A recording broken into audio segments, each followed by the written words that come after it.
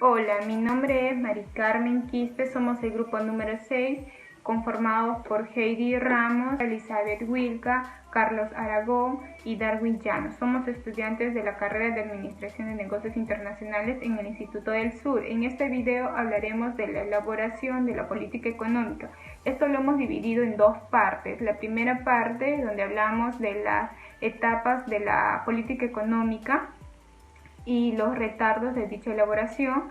En la segunda etapa hablamos de las influencias del sistema político y burocráticos para la elaboración de la política económica, y dentro de ello también hablamos de las influencias externas que intervienen en la elaboración de la política económica.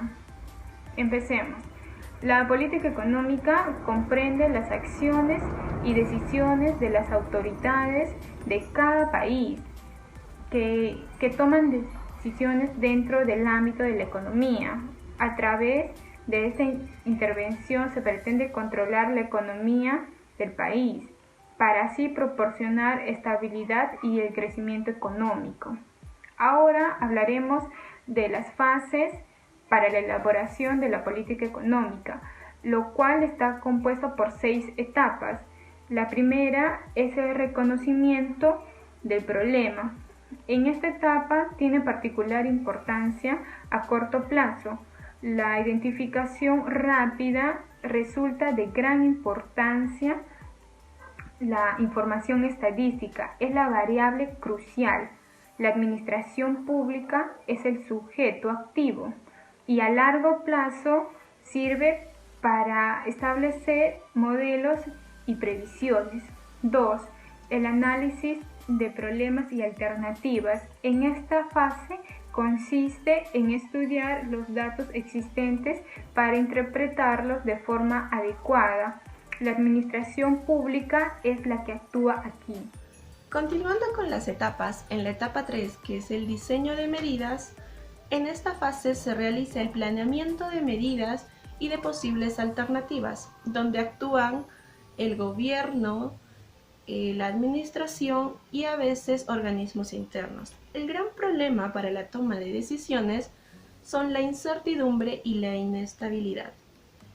En la etapa 4, que es las consultas a otros agentes, se realiza la deliberación política y técnica, donde el gobierno, si considera necesario, puede realizar consultas a otros agentes como expertos, grupos de presión u organismos.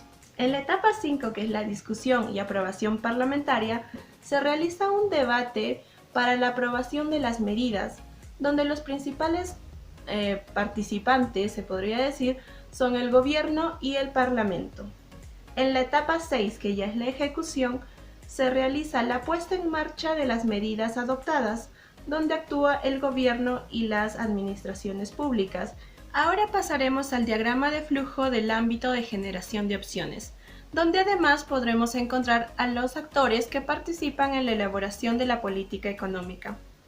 Comenzaremos con la sociedad civil, la cual le pasa sus preferencias al ámbito de decisión, en el cual se encuentran el Parlamento, el Gobierno, la Administración Pública y otros organismos públicos como por ejemplo el Banco Central. Luego se pasa a la proyección de influencias, donde podremos encontrar a los grupos de presión, a los organismos internacionales económicos, a los partidos políticos y al asesoramiento. Mi nombre es Elizabeth Wilca Quenta y voy a continuar con el tema del video. El siguiente punto son los retardos. ¿Qué son los retardos? Es el tiempo que va a transcurrir entre los problemas económicos y las soluciones que se le van a dar a esta para poder estabilizar la economía. ¿Y existen tipos de retardos? Claro que sí. La primera es el retardo interno y la segunda es el retardo externo. ¿Qué es el retardo interno? El retardo interno va a ser la capacidad de las decisiones que van a tomar nuestros gobernantes respecto a la política económica para que puedan responder a los cambios económicos.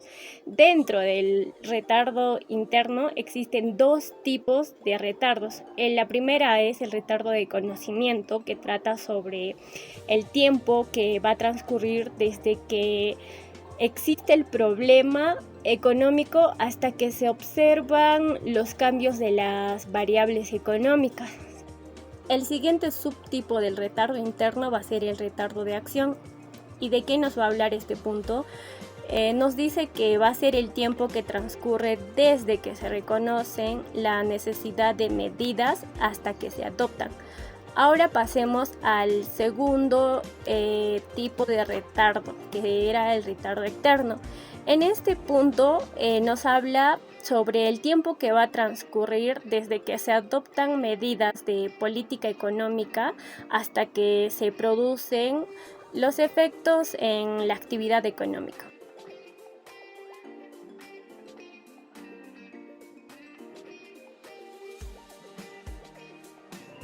Bien, mi nombre es Carlos Andrés y vamos a empezar a hablar de la influencia del sistema político y burocrático para la elaboración de la política económica. Primeramente, los actores involucrados en la toma de decisiones públicas podemos decir que son el Parlamento y Gobierno, el Poder Judicial y los partidos políticos. Empezaremos por definir lo que es el Parlamento, ¿no? El Parlamento es una asamblea o un sistema de asambleas de estructura colegiada con una base jerárquica y policéntrica, en total es un poco igualitaria, que tiene como principio la representación y por ello tiene que ser un objeto de intervenir en la elaboración y ejecución de las elecciones políticas que permitan garantizar el cumplimiento de la voluntad popular. El Parlamento ejerce la potestad legislativa en materia de su competencia, pudiendo solicitar del gobierno del Estado la adopción de proyectos de ley. Ahora, ¿qué es el gobierno? El gobierno, a diferencia del Parlamento, se refiere al conjunto de órganos que institucionalmente les está confiando el ejercicio de poder político en el Estado moderno. Esto se compone de jefe de Estado, monarca o presidente de la República y el Consejo de Ministros, que son los secretarios de Estado. Las funciones que cumple el gobierno es asistir al presidente de la nación en el establecimiento y seguimiento de los temas prioritarios y estratégicos para el desarrollo nacional y también intervenir en cuestiones relativas a la estrategia internacional del país en coordinación con las áreas competentes del Estado Nacional. Por consiguiente, lo que es el Poder Judicial. El Poder Judicial es, de acuerdo a la Constitución y a las leyes, la institución encargada de administrar justicia a través de sus órganos jerárquicos, que son los juzgados de paz no letrados, los juzgados de paz letrados, las Cortes Superiores y la Corte Suprema de Justicia de la República. Los partidos políticos se puede decir que son la asociación permanente de personas que comparten una misma ideología, ¿no? Y que buscan participar en el poder político o conquistarlo, y presentándose reiteradamente en los procesos electorales, estos de cuadros, masas o militantes. Tenemos dos facetas de partidos políticos. Los de la izquierda, que se entiende por todo el conjunto de doctrinas ideológicas, corrientes y movimientos políticos basados en la idea de igualdad social, como estamos viendo, ¿no? En las presentes elecciones. Está muy radicalmente llamado a la política izquierda. Y la categoría derecha política, que agrupa a organizaciones e individuos que se caracterizan en la teoría política por su inclinación conservadora de la moral, ¿no? Y la distribución de la riqueza. Son dos corrientes bastante diferenciadas. Ahora vamos a hablar lo que es a nivel burocrático. Primero, ¿qué es la burocracia? La burocracia es un sistema de organización que tiene como función administrar y gestionar ciertos asuntos que exigen determinado orden. Este sistema responde a un grupo de leyes o normas específicas de procedimiento. Desde el concepto actual de lo que significa burocracia, se puede dividir en tres significados. Burocracia de sentido despectivo, que se utiliza en el lenguaje informal, burocracia como clase social que pertenece al Estado y burocracia como forma de organización, que es un poco más organizado, ¿no? Esta definición es por Max Wagner. Ahora, los reglamentos. Las normas se plasman en reglamentos claros que se elaboran de forma estricta y los mismos deben estar a disposición de todos los empleados. Son el cemento de la estructura organizacional. Generalmente el reglamento se presenta desde el primer momento a cada individuo que comienza a formar parte de la empresa o administración. A un nivel más teórico, la burocracia es el mejor sistema de organización de trabajo que asegura la neutralidad y el trato equitativo de las administraciones públicas. Esto hace que el elemento esencial para aportar seguridad jurídica a la sociedad y a los actores económicos sea un correcto uso de la burocracia. A continuación les hablaré sobre las influencias externas que intervienen en la elaboración de la política económica. Como sabemos, la relación entre el pueblo y el gobierno es de vital importancia, por lo que hablaremos del papel de los grupos de presión, los movimientos sociales y las tendencias corporativistas. El primero está constituido por un grupo de individuos o empresas con un mismo interés, con el objetivo de influir en el poder público al momento de elaborar, aprobar y ejecutar normas de la política económica. Estos grupos no desean el poder, pero sí afectar en él. Los movimientos sociales, por su parte, es la suma de diferentes grupos de presión que se unen por un beneficio colectivo. Esto ya incluye una participación mucho más amplia y puede llegar hasta el ámbito internacional. Dentro de esto también tenemos 4 tipos: las asociaciones agrícolas, los patronales, que representan las asociaciones empresariales, los sindicatos y las ONGs. Dentro de las formas de actuación tenemos 5 puntos importantes, que son la incidencia sobre cargos políticos, que promueven a personas de otros grupos a postular a cargos y así poder defender sus intereses. El suministro de información a instituciones que acogen las decisiones políticas que son importantes para los grupos de presión.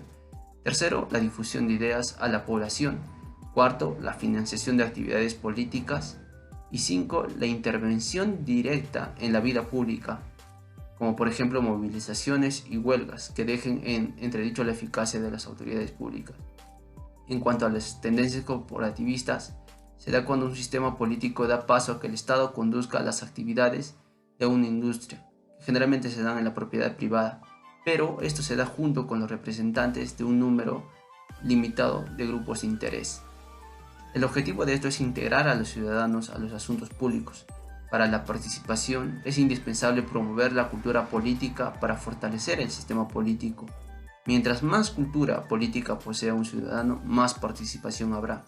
La cultura ofrece mecanismos de información, lo cual genera una lucha responsable y consciente de su alcance. Gracias.